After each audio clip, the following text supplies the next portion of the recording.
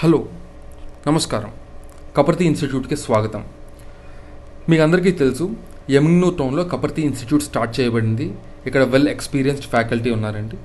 So Kaparthi institute civil services, group 1 మరియు CAPF coaching ఇస్తారండి. So ఈ కపర్తి ఇన్స్టిట్యూట్ స్పెషాలిటీ ఏంటంటే ఇక్కడ ఫ్యాకల్టీ చాలా ఎక్స్పీరియన్స్డ్ అండి. అండ్ ఆల్సో ఇక్కడ ఫ్యాకల్టీ ప్రీమియర్ ఇన్స్టిట్యూట్స్ అన్నింటిలో పనిచేసి వచ్చారండి. సో ఇప్పుడు ఈరోజు మనం ఈ లెక్చర్ సిరీస్లో సిఏపిఎఫ్ గురించి తెలుసుకుందాం. సిఏపిఎఫ్ అంటే ఏంటి, సిఏపిఎఫ్లో ఏ ఫోర్సెస్ ఉన్నాయి, సిఏపిఎఫ్ క్యాడర్ ఏంటి, అసలు ఇవన్నీ తెలుసుకుందామండి. సిఏపిఎఫ్ ఎగ్జామ్ రాయడం వల్ల మనకి అడ్వాంటేజెస్ ఏంటి అండ్ సిఏపిఎఫ్ ఎగ్జామ్లో ఉన్న ఇంపార్టెన్స్ ఏంటి, ఇవన్నీ చూద్దాం ఈరోజు లెక్చర్ సిరీస్లో. రైట్, ఇప్పుడు స్టార్ట్ చేద్దాం. సో ఈరోజు నేను చెప్పినట్టు సిఏపిఎఫ్ అంటే ఏంటి, సిఏపిఎఫ్ వల్ల అడ్వాంటేజెస్ ఏంటి, ఈ ఎగ్జామ్ ఎలా ఉంటుంది, ఇవన్నీ చూద్దామండి. సో సిఏపిఎఫ్ బేసిక్గా సెంట్రల్ ఆర్మ్డ్ పోలీస్ ఫోర్సెస్. ఈ సెంట్రల్ ఆర్మ్డ్ పోలీస్ ఫోర్సెస్ వచ్చేసి మన internal security and also border గార్డింగ్కి, ఈ రెండింటికి యూజ్ చేస్తారు సెంట్రల్ ఆర్మ్డ్ పోలీస్ ఫోర్సెస్ని. అండ్ యూపీఎస్సీ వచ్చేసి ఎవ్రీ ఇయర్ అసిస్టెంట్ కమాండెంట్ రోల్కి ఎగ్జామ్ కండక్ట్ చేస్తుంది. సెంట్రల్ ఆర్మ్డ్ పోలీస్ ఫోర్సెస్లో 5 ఫోర్సెస్ ఉంటాయి. ఈ 5 ఫోర్సెస్ కంట్రోలింగ్ అథారిటీ వచ్చేసి డైరెక్ట్గా హోమ్ మినిస్ట్రీ ఉంటుంది. స్టేట్స్కి ఇన్వాల్వ్మెంట్ ఉండదు. ఓకే, మనం ఎలక్షన్స్ టైంలో చూస్తూ ఉంటాం, సిఆర్పిఎఫ్ జవాన్స్ వస్తూ ఉంటారు. So they are part of the CAPF. Even మనం ఎయిర్పోర్ట్లో కానీ బస్ స్టాండ్స్లో కానీ చూస్తూ ఉంటాం, సిఐఎస్ఎఫ్ సెక్యూరిటీ ఉంటుంది, వాళ్ళు కూడా పార్ట్ ఆఫ్ సిఏపిఎఫ్. ఓకే, అలానే BSF, ITBP and SSP. So ఇప్పుడు చూద్దాం ఏ ఫోర్సెస్ ఉన్నాయనేది. సో అసిస్టెంట్ కమాండెంట్ రోల్కి నేను చెప్పినట్టు యూపీఎస్సీ ఎగ్జామ్ కండక్ట్ చేస్తుంది. సో యూపీఎస్సీ అంటే union public service commission. So every year క్యాలెండర్లో డేట్ ఇచ్చి ఆ డేట్ను ఎగ్జామ్ కండక్ట్ చేస్తుంది. అండ్ ఎగ్జామ్లో ఎటువంటి డిలేస్ ఉండవు. మోస్ట్లీ ఈ కోవిడ్ వల్ల డిలే అయింది, కానీ లేదంటే ఎప్పుడు ఎగ్జామ్ అయితే డిలే అవ్వదు. ఎగ్జామ్, ఫిజికల్ అండ్ ఇంటర్వ్యూస్ అన్ని టైం కనెక్ట్ అయిపోతాయి సిఏపిఎఫ్లో. సో సిఏపిఎఫ్లో వచ్చేసి 5 ఫోర్సెస్ ఉంటాయి. ఈ 5 ఫోర్సెస్ వచ్చేసి బిఎస్ఎఫ్ అంటే ఇండియా పాకిస్తాన్, ఇండియా బంగ్లాదేశ్కి బార్డర్ గార్డింగ్ చేస్తారు.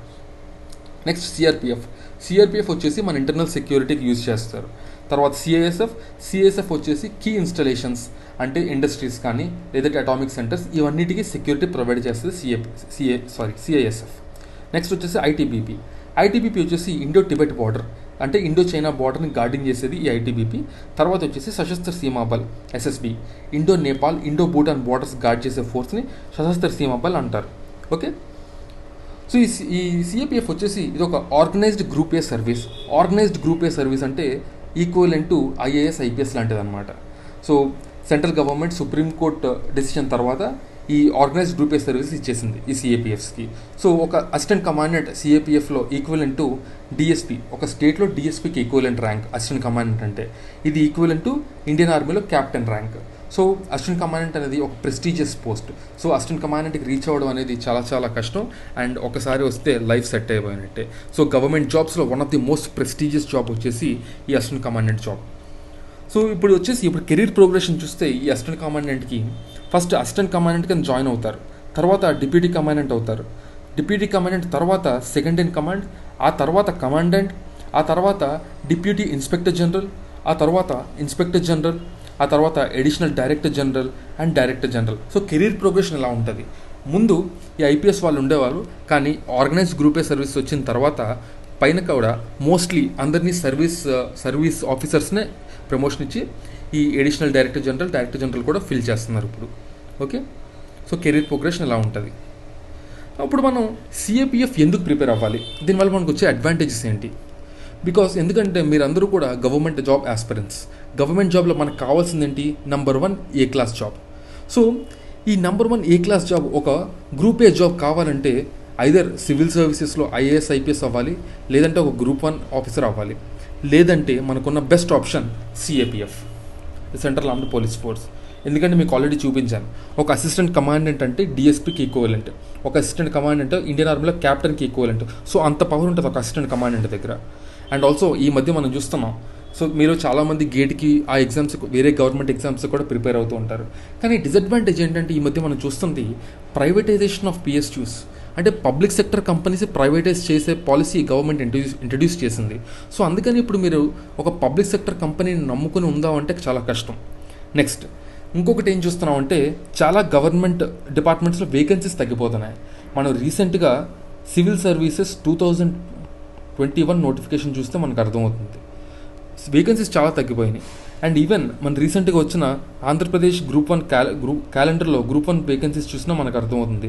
వేకెన్సీస్ చాలా తక్కువ ఉన్నాయి గ్రూప్ 1 ప్లస్ గ్రూప్ 2 కలిపి. సో ఇలా ప్రతి గవర్నమెంట్ డిపార్ట్మెంట్లో కూడా వేకెన్సీస్ తగ్గుతున్నాయి. దీనికి తగ్గడానికి వన్ ఆఫ్ ది రీజన్ ఏంటి అంటే అట్లీస్ట్ సెంట్రల్ గవర్నమెంట్ లెవెల్లో లాటరల్ ఎంట్రీస్ని అలౌ చేస్తున్నారు. అంటే ఎక్స్పర్ట్స్ని హయ్యర్ లెవెల్లో తీసుకుంటున్నారు.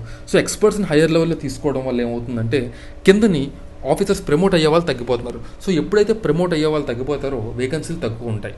ఓకే, సో ఆల్సో ఇంకొకటి ఏంటంటే మీరు సివిల్ సర్వీసెస్ కానీ గ్రూప్ 1 కానీ ప్రిపేర్ అవుతూ ఉండొచ్చు.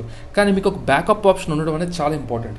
ఎందుకంటే మనం ఎగ్జామ్స్లో చూస్తూ ఉంటే చాలా అన్సర్టనిటీ ఉంటుంది. సివిల్ సర్వీసెస్లో చూస్తే చిన్న చిన్న లక్ ఫ్యాక్టర్స్ యాడ్ అవుతాయి, లైక్ ఇంటర్వ్యూలో కానీ మెయిన్స్లో కానీ. అలానే మన గ్రూప్ 1లో చూస్తే ఎగ్జామ్స్ పోస్ట్పోన్ అవుతూ ఉంటాయి, కోర్టు కేసెస్ ఏదో ఒకటి అవుతూ ఉంటాయి. సో ఇలాంటి విషయాల వల్ల ఏంటంటే మన కెరీర్ అనేది ఎక్కడో ఆగిపోయినట్టు అనిపిస్తుంది. అందుకని సిఏపిఎఫ్ ప్రిపేర్ అయితే ఇది ఒక బ్యాకప్ కెరీర్ ఆప్షన్లా ఉంటుంది. సో నెక్స్ట్ వన్ వచ్చేసి ఒక బెస్ట్ ఇంటర్వ్యూ ఎక్స్పీరియన్స్ కావాలి అంటే సిఏపిఎఫ్ ఇంటర్వ్యూ అంటే మీకు ఇది equivalent to civil services interview. ఇక్కడ ఇంటర్వ్యూ చేసేది కూడా సివిల్ సర్వీసెస్ ఇంటర్వ్యూ చేసే ఇంటర్వ్యూ ప్యానలే. సో అందుకని ఒక బెస్ట్ ఇంటర్వ్యూ ఎక్స్పీరియన్స్ వస్తుంది. మీరు ఈ ఇంటర్వ్యూ ఎక్స్పీరియన్సెస్ని మీ సివిల్ సర్వీసెస్ ఇంటర్వ్యూ కానీ లేదంటే గ్రూప్ 1 ఇంటర్వ్యూలో కానీ యూజ్ చేసుకోవచ్చు.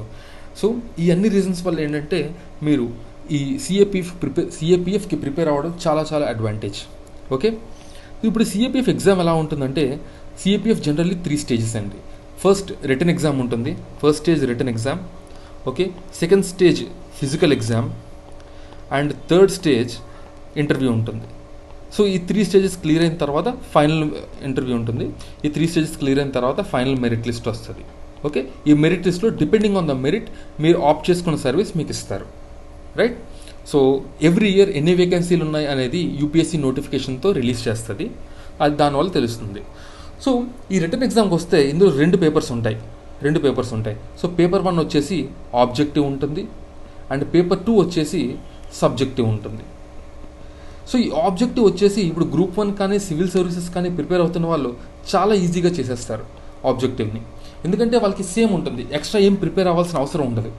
సో అందుకని ఇది గ్రూప్ 1 కానీ సివిల్ సర్వీసెస్ కానీ ప్రిపేర్ అవుతున్న వాళ్ళకి చాలా చాలా అడ్వాంటేజ్.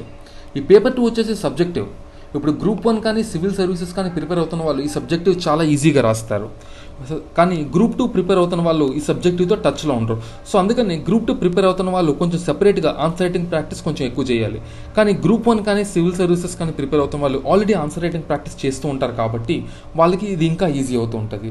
సో దీనికి మీకు కావాల్సింది ఏంటంటే రైట్ గైడెన్స్, రైట్ అప్రోచ్, ఎలా ప్రిపేర్ అవ్వాలి, ఎంతవరకు ప్రిపేర్ అవ్వాలి, ఏం చేస్తే ఎగ్జామ్ ఈజీగా క్లియర్ అవుతాం. సో ఇలాంటి విషయాలు తెలుసుకోవడానికి అండ్ ఇలాంటి సమాచారం మీకు అందివ్వడానికే మేము ఈ యూట్యూబ్ ఛానల్ కూడా స్టార్ట్ చేసాము.